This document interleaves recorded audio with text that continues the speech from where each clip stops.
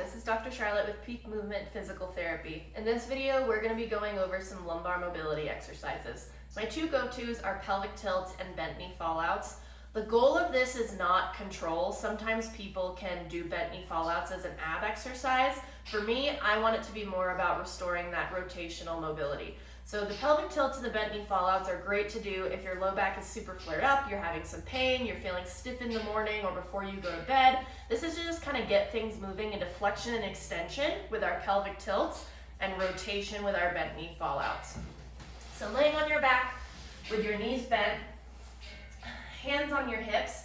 First thing we're going to do is pelvic tilts. So what I mean by pelvic tilt is if this is my pelvis, if I anteriorly tilt, I'm going to tilt that forward. My back is going to arch off the table, and then I want to come into a posterior pelvic tilt where I'm doing the opposite and almost tucking my tail like a dog in trouble.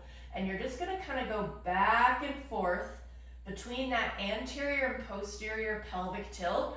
Don't worry about core activation, none of that. We're just focusing on mobility. If this hurts, don't go as far into that movement and do what you can pain-free.